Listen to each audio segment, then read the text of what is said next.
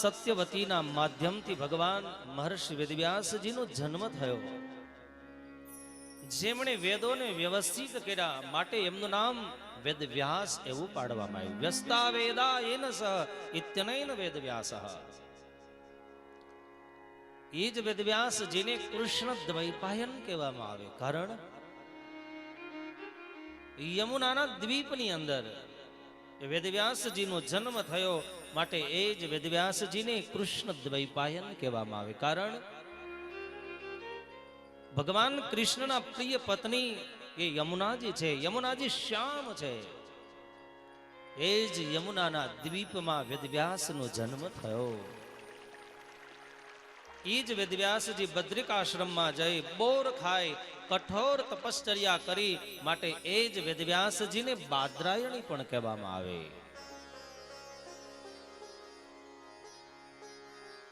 અચતુર્વદનો બ્રહ્મા દ્વિબાહુર પરો હરિહિ.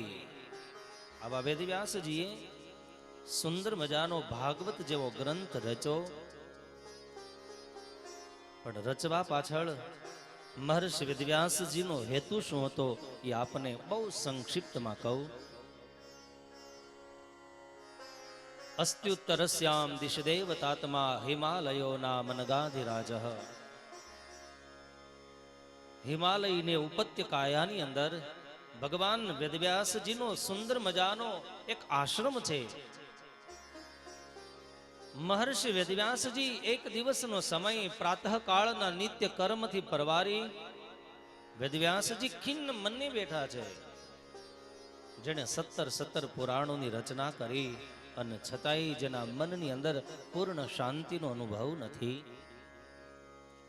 એ મહર્ષિ વેદવ્યાસજી હજી ભગવાન સૂર્યનારાયણ પોતાની રશ્મિઓને લઈને ધરાને ઉજાળવા હજી પધાર્યા નથી.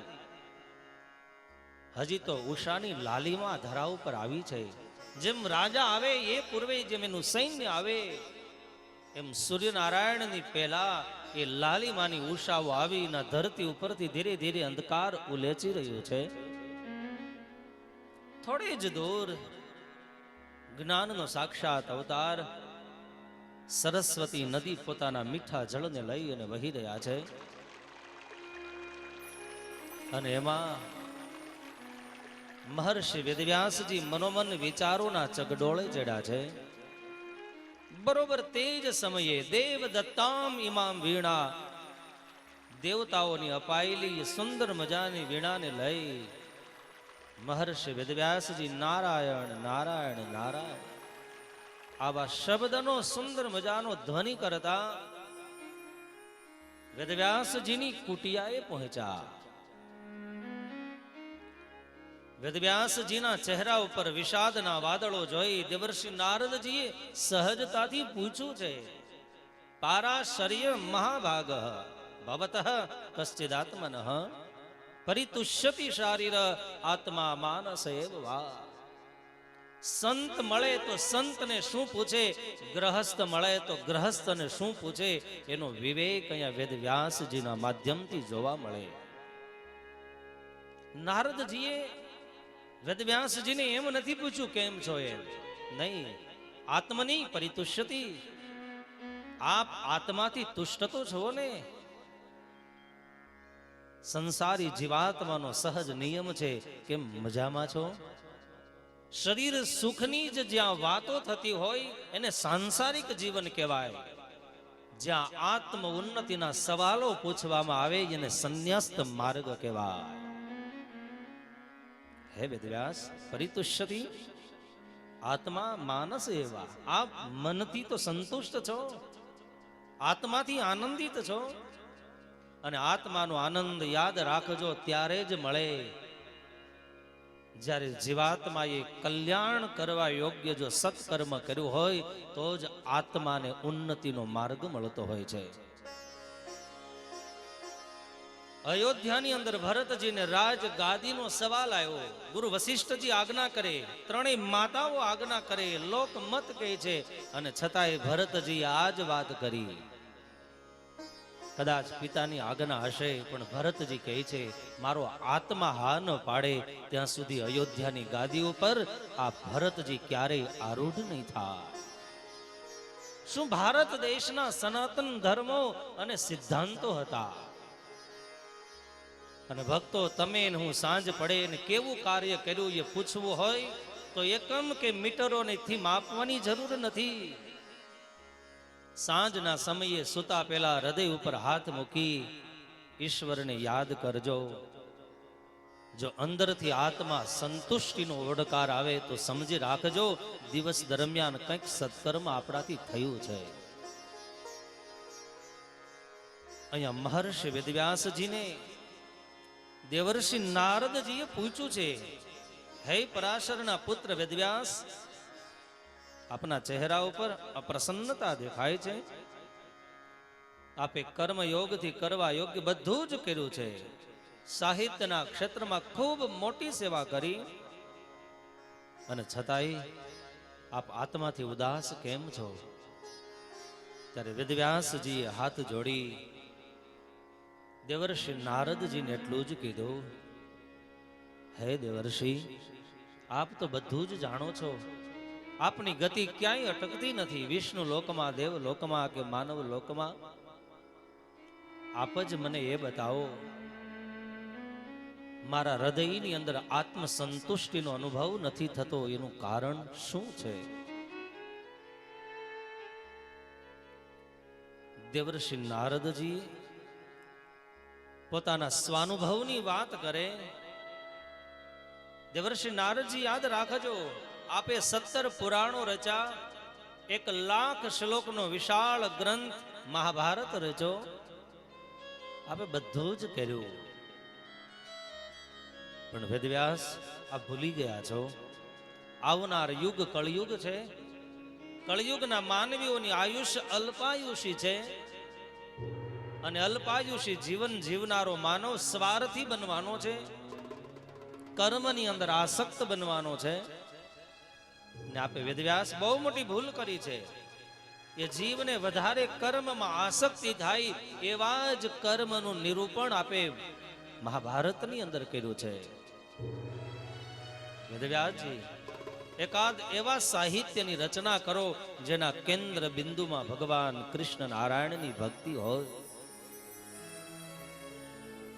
જ્યાં સુધી ભક્તિને માધ્યમ બનાવ્યા સિવાય કર્મ કરવામાં આવે છે, એ તમામ કર્મ જીવને પૂર્વ જન્મનું કારણ બને છે.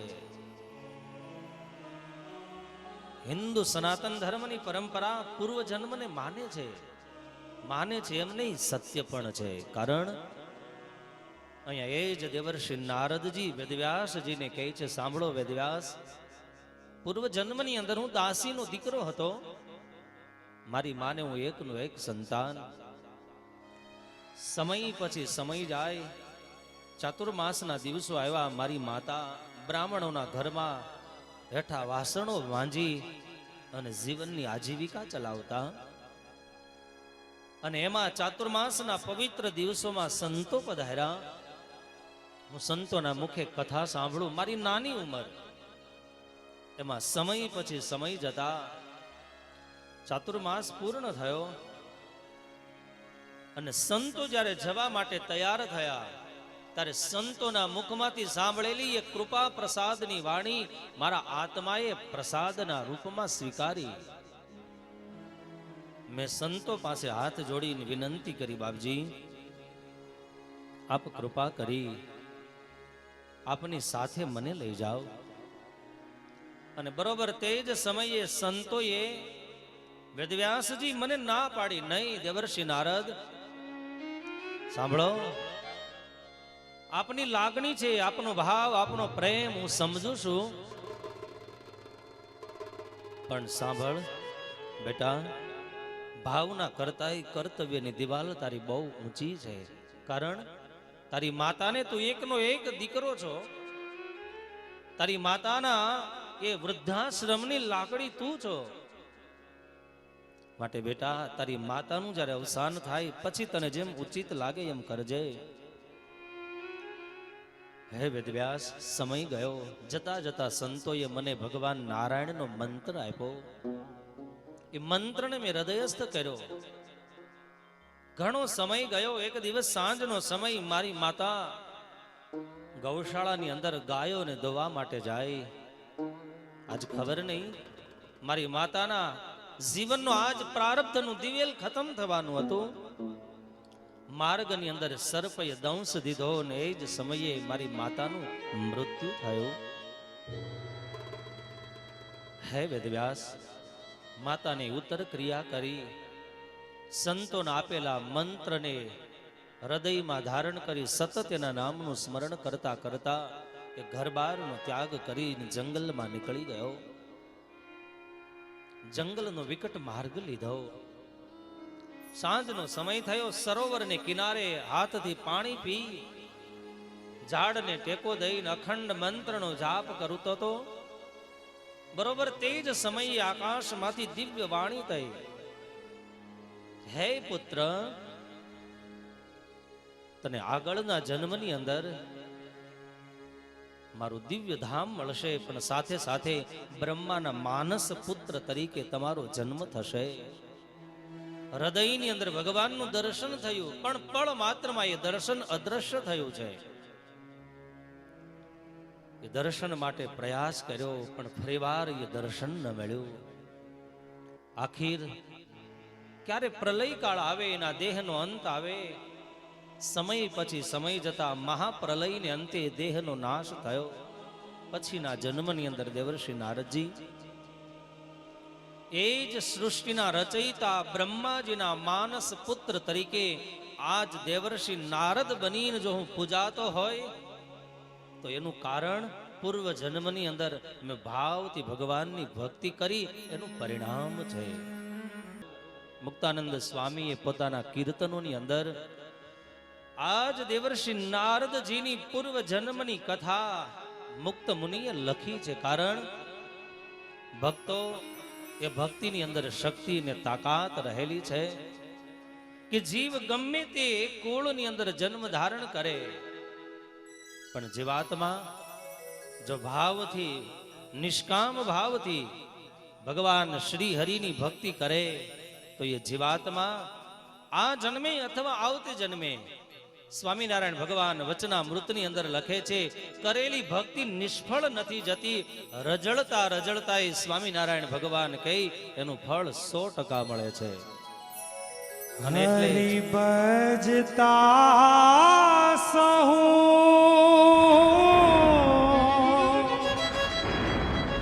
મોટપ પામે રે, જન્મ મરણ દુઃખ જાય રે.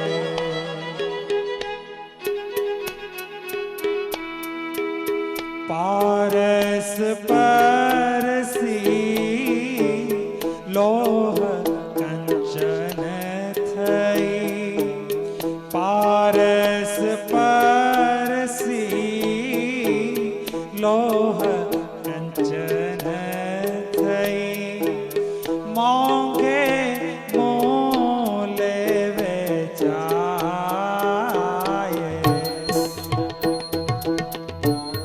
હરિ ભજતા સહુ મોટપ પામે રે, જન્મ મરણ દુઃખ જાય રે, જન્મ મરણ દુઃખ જાય રે.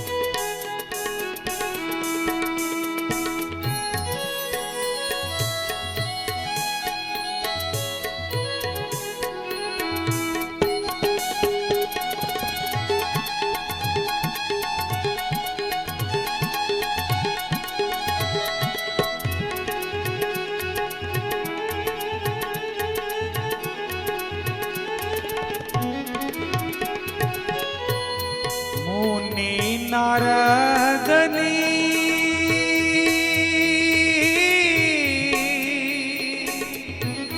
જાતને જોતા રે મુનિ નારદની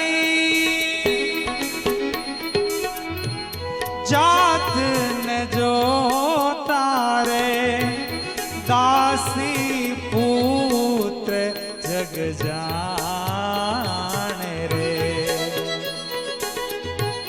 હરિને બજી હરિનો માન કેવાણા રે વેદ પુરાણ વખાણ રે હરે ભજતા સહુ મોટ પામે રે જન્મ મરણ દો જાય રે જન્મ મરણ દો જાય રે જન્મ મરણ દો જાય